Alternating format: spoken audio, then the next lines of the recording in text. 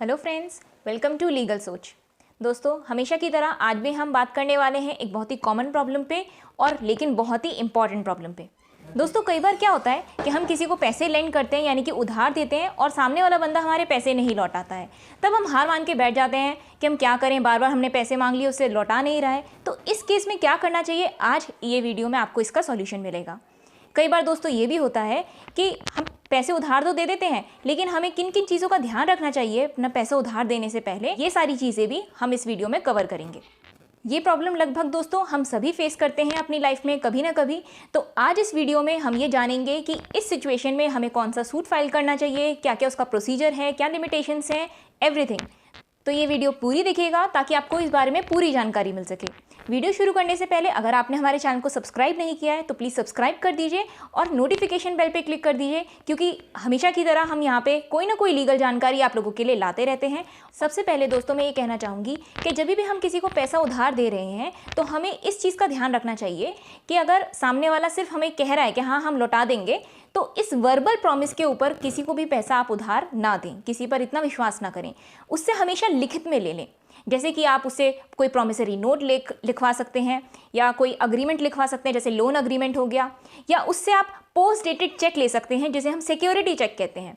मतलब कि अगर उसके पास अभी पैसे नहीं है देने के लिए तो आप उससे बाद की कोई डेट जो भी वो बोले, 6 महीने, साल भर, या जब भी वो दे सके, सक्षम हो पैसे देने में, उस डेट का आप चेक ले सकते हैं, ताकि इन फ्यूचर अगर वो मना करता है पैसे देने के लिए तो आप उस चेक को सेक्शन 138 के अंडर लगाकर उसके खिलाफ केस फाइल कर सकते हैं। लेकिन अगर आपने सिर्फ उसके वर्बल प्रॉमिस के ऊपर उधार दे दिए हैं पैसे और आपके पास कोई रिटन प्रूफ नहीं है तो उस केस में आप कुछ नहीं कर सकते। इसलिए हमेशा दोस्तों ये ध्यान रखिएगा, जब भी आप पैसा उधार दे रहे हैं तो आपके पास कोई लिखित में उसका प्रूफ ज़रूर होना चाहिए।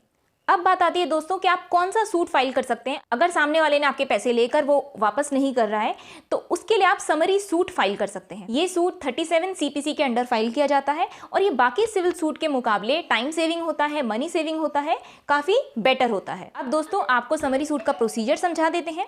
इसमें आपको कोई एडवोकेट हायर करना है और उसके जरिए आपको दूसरे पार्टी को एक लीगल नोटिस भेजना है। उस लीगल नोटिस में सब मेंशन होगा कि आपने उसको पैसे कितने कब दिए थे, कब उसको वापस करने थे। उसके बाद दूसरी पार्टी को 15 दिन का टाइम दिया जाता है वो पैसे लौटाने के लिए। अगर वो पैसे लौटा देती है तो आपका केस वहीं की वहीं सॉल्व हो जाता है। लेकिन अगर वो नहीं लौटाते हैं, ना ही कोई जवाब देते हैं, तो तब आप उसके खिलाफ कोर्ट में जा सकते हैं, केस फाइल कर सकते हैं। उसके बाद कोर्ट दूसरी पार्टी को एक समन भेजेगी। उस समन के हिसाब से दूसरी पार्टी को 10 दिन के अंदर अंदर कोर्ट में अपीयर होना है। अगर वो अपीयर नहीं होते हैं तो कोर्ट आपके फेवर में एक डिक्री पास कर देती है जिसके जरिए आप अपना पैसा वापस ले सकते हैं। लेकिन अगर दूसरी पार्टी अपीयर हो जाती है कोर्ट में, तब कोर्ट उनसे जवाब मांगेगी।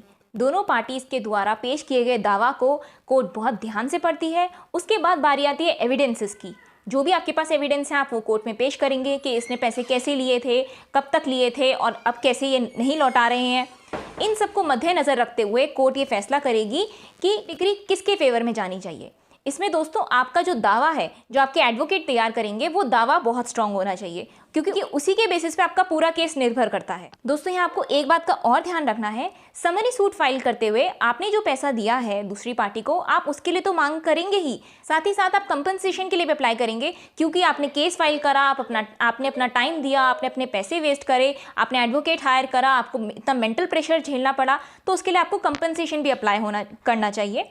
कोई भी आपका लॉसेस या डैमेज के लिए भी आपको डिमांड करना चाहिए, और अगर आपका कोई इंटरेस्ट बनता है तो उसके लिए भी आपको ज़रूर मांग करनी चाहिए। अब बारी आती है दोस्तों इस समरी सूट के टाइम पीरियड की, मतलब कि आप कब तक ये समरी सूट फाइल कर सकते हैं। तो दोस्तों एक उदाहरण से समझते हैं। जैसे कि मान लीजिए आपने किसी को पैसे दिए और आपने 6 महीने तक का उसको टाइम दिया कि 6 महीने के बाद उसने कहा कि हाँ मैं पैसे लौटा दूंगा।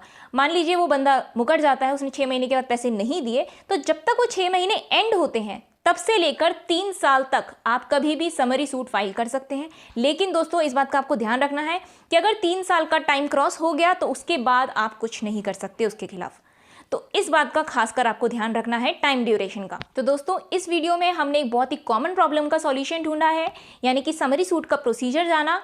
साथ ही साथ आप प्लीज़ इस बात का ज़रूर ध्यान रखें कि किसी को भी वर्बल प्रॉमिस के ऊपर भरोसा करके पैसे लेंड ना करें, उधार ना दें और ज़रूर उससे लिखित में कोई ना कोई प्रूफ ले लें। अगर इन बातों का हम ध्यान रखेंगे तो हमारे पैसे कभी भी नहीं फंसेंगे, और अगर फंसते हैं तो हम इस काबिल हैं कि हम उसके खिलाफ कोई एक्शन ले सकें। तो ये थी आज की जानकारी। अगर आपको जानकारी यूजफुल हो तो प्लीज़ लाइक कर दीजिए और आगे शेयर कर दीजिए। Thank you for watching. Bye bye.